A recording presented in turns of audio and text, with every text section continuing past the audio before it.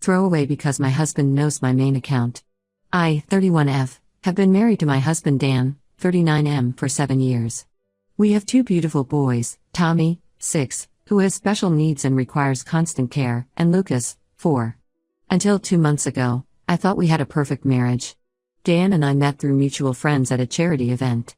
He was charming, successful, and seemed genuinely interested in my work as a special education advocate.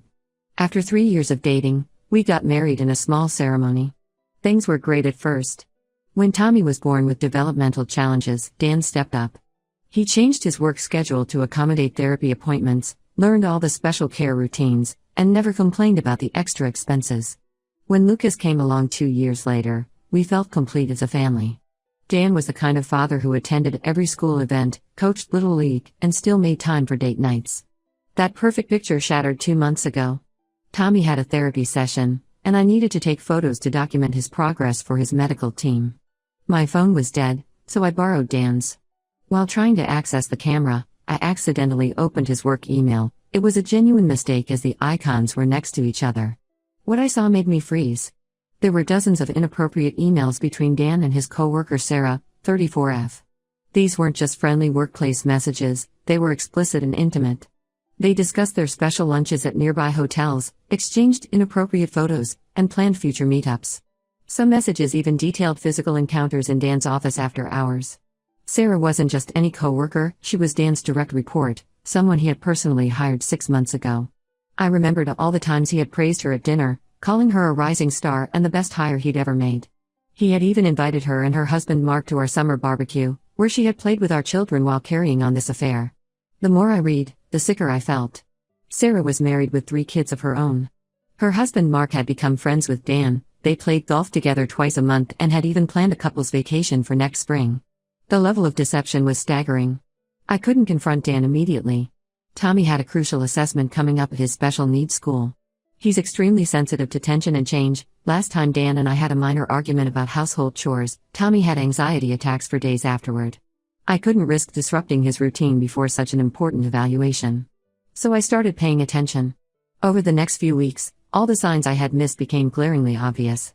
Dan's late nights at the office always coincided with Sarah staying late too. His business lunches were mysteriously absent from his company calendar. He had started taking his phone everywhere, even to the bathroom, something he had previously teased others for doing. He bought new clothes, joined a gym, and even started using cologne, something he hadn't done since our dating days. When I casually asked about these changes, he claimed he was trying to set a good example for a workplace health initiative. I created a fake email account and sent an anonymous message to Sarah's husband Mark, asking if he knew about the special lunches and hotel meetings. I felt terrible about potentially destroying another family, but Mark deserved to know. He never responded, and I later noticed he had marked the email as spam. The breaking point came last week. Dan had left his laptop open while showering, something about an urgent work presentation he needed to finish. A Teams notification popped up from Sarah, "Can't wait for Chicago next week." 3 whole days without having to sneak around. I felt like I'd been punched in the gut. Dan had told me the Chicago business trip was canceled due to budget cuts. He had even shown me an email from his boss about company-wide travel restrictions. Now I wondered if that email was fake too. That evening, after ensuring Tommy was settled in his routine and Lucas was asleep, I confronted Dan. His reaction confirmed everything. First came the shock, not at being caught, but at me seeing the messages. Then denial. Sarah was just a friend. I was misinterpreting things. Work relationships can seem inappropriate without context. When I mentioned specific details from the messages, he switched to anger. How dare I invade his privacy? Was I spying on him now? Did I not trust him after everything we'd been through with Tommy? He even suggested my anxiety about Tommy's condition was making me paranoid and that I should restart therapy. The gaslighting was infuriating. I had screenshots of everything, the emails, the team's messages, his location history showing extended stays at hotels during lunch meetings, even expense reports he had doctored to hide restaurant bills. I gave him an ultimatum: either he confess everything to HR and Mark, or I would. His response showed me who he really was. He laughed and said no one would believe me. He was a senior manager with an impeccable reputation. I was just a stressed-out mom who spent too much time dealing with a special needs child. Who would take my word over his? That's when something in me snapped. I had tried to be mature about this, to handle it privately and protect our children. But his arrogance, His complete dismissal of my feelings, and his willingness to use Tommy's condition against me, it was too much. While he slept, I logged into his work email. He never changed his password, it was still Tommy's birthdate, and forwarded every inappropriate email between him and Sarah to the entire office. Every department, every manager, HR, the CEO, everyone. I made sure to BCC Mark too. The fallout was nuclear. Dan is suspended pending an investigation.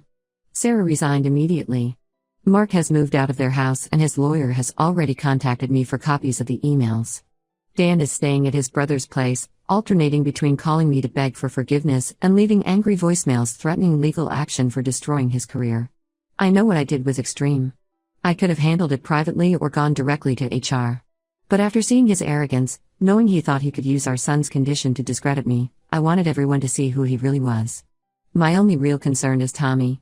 He keeps asking where Daddy is, and any disruption to his routine causes anxiety.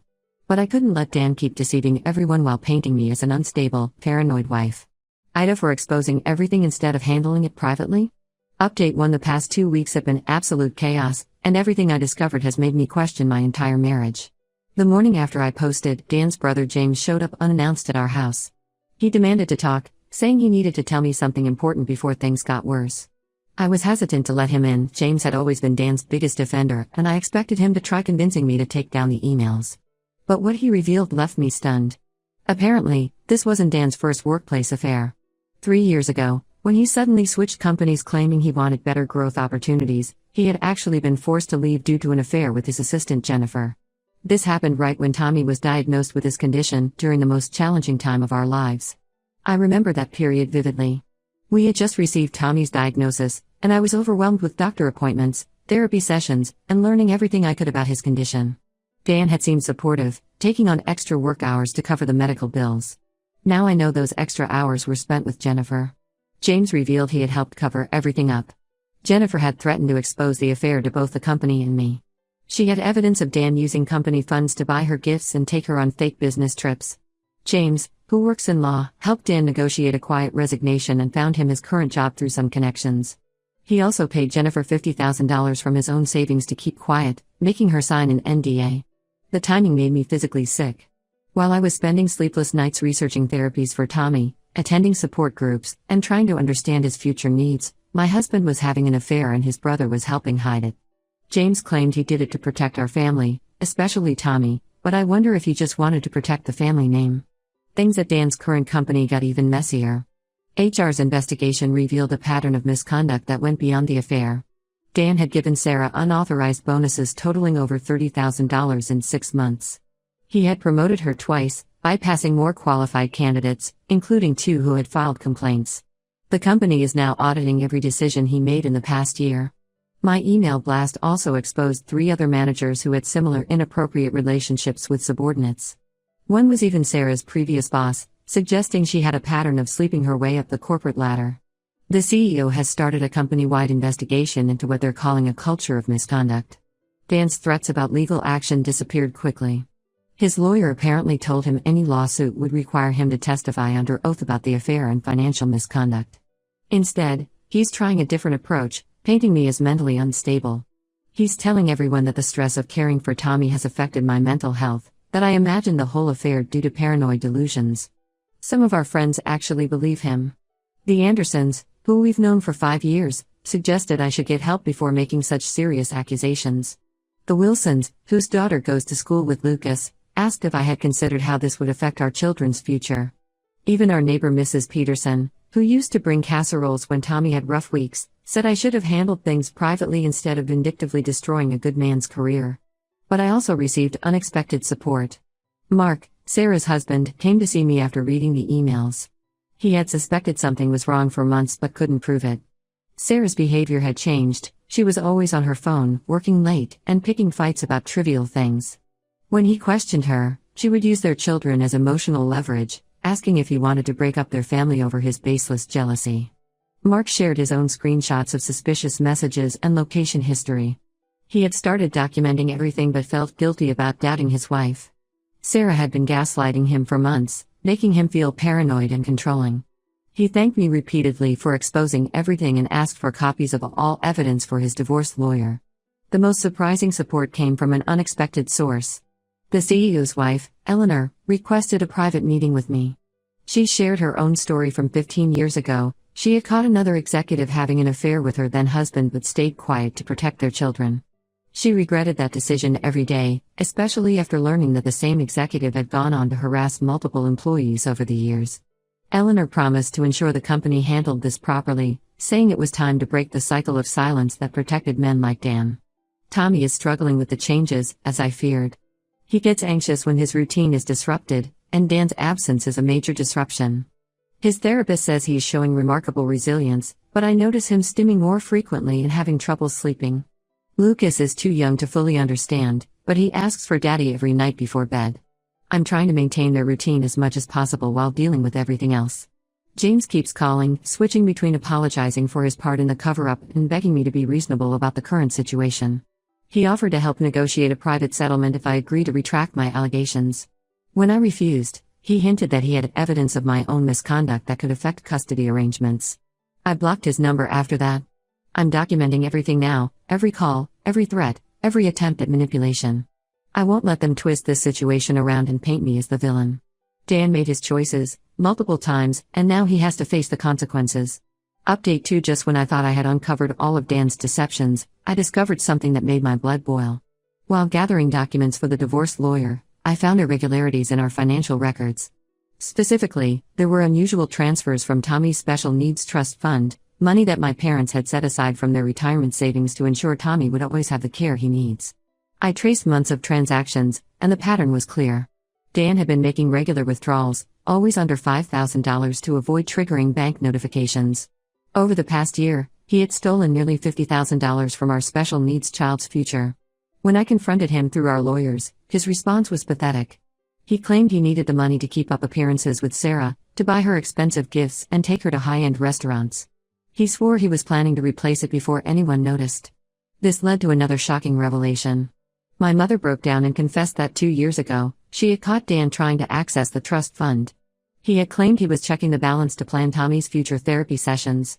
When my mother questioned why he needed access without my knowledge, he convinced her it was a one-time thing and swore he was just being thorough about Tommy's care plan.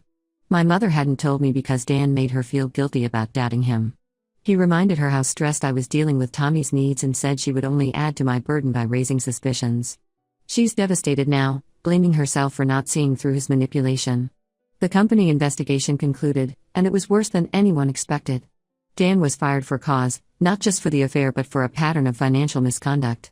He had been falsifying expense reports, claiming business dinners that were actually dates with Sarah. He had approved overtime pay for her when she wasn't even working.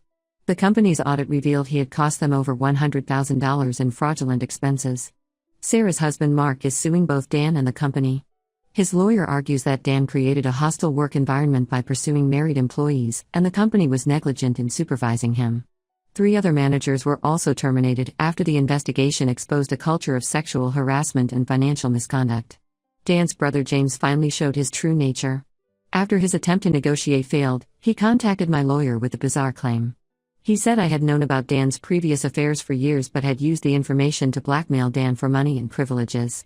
According to James, I had threatened to expose Dan multiple times to get him to spend more on Tommy's treatments. It's completely false. I had no idea about any affairs until now, but James claims to have emails proving it. The reality is that James helped Dan create fake emails, backdated to make it look like I was aware of the affairs. They're trying to paint me as an opportunist who used my child's condition to extort money. It's a desperate attempt to help Dan get a better divorce settlement and possibly custody. I've hired a criminal lawyer to deal with the trust fund theft. The lawyer says we have a strong case, the transfers are clearly documented, and Dan's admission about using the money for his affair is damning. She thinks he could face serious charges given that he stole from a special needs trust fund. But I'm hesitating about pressing charges. Not because I want to protect Dan, but because I'm worried about how a criminal trial would affect Tommy. He's already struggling with all the changes. His therapist noticed increased anxiety during sessions, and his teachers report he's having trouble focusing in class. The thought of dragging this out through a criminal case makes me sick. The whole situation has attracted unwanted attention at Tommy's school. Some parents are gossiping, suggesting I'm using Tommy's condition to gain sympathy in the divorce. The school principal called me in to discuss whether all this drama might be affecting Tommy's progress. I had to remind her that I wasn't the one who stole from a special needs child to fund an affair. I know I need to make a decision soon about pressing charges. Every day I wait, Dan has more time to hide assets or create more fake evidence. But every time I think about moving forward, I picture Tommy's face when he asks why Daddy isn't coming home, and I freeze. Update 3: The situation has finally reached its conclusion, though not in any way I could have predicted. Dan was arrested last week on multiple charges of embezzlement and fraud. It turns out the trust fund theft was just the tip of the iceberg. The company audit uncovered years of systematic financial fraud that went far beyond expense reports and unauthorized bonuses. Dan had set up fake vendor accounts to divert company funds. He used these accounts to maintain a luxury apartment where he met Sarah and, as we later discovered, other women before her. The total amount stolen from the company exceeded $300,000 over 3 years. He had also been claiming false tax deductions using Tommy's medical expenses, effectively stealing from both the trust fund and the government. Sarah came forward with a full confession after her divorce was finalized. Her statement to the investigators was eye-opening. The affair had started during her job interview. Dan had implied that her employment and advancement were contingent on their special relationship. She provided text messages, emails, and hotel receipts that proved Dan had been running this scheme with multiple employees over the years. The criminal investigation revealed something even more disturbing. Dan's brother James wasn't just helping cover up affairs, he had been actively participating in the financial fraud. As a lawyer, he had helped Dan create fake companies and documentation to hide the stolen money. When the arrests started, James disappeared. The FBI found his car abandoned at the Canadian border, but there's been no trace of him since. Most of our mutual friends who had defended Dan have now apologized to me. The Andersons, who had suggested I needed mental help, sent a lengthy email expressing their regret. The Wilsons, who worried about how this would affect the children, now bring meals every week to help out. Even Mrs. Peterson, our judgmental neighbor, admitted she had been wrong about Dan's character. Tommy's situation has actually improved. Without Dan's constant gaslighting about his needs being too expensive, I've been able to get him additional therapy and support services.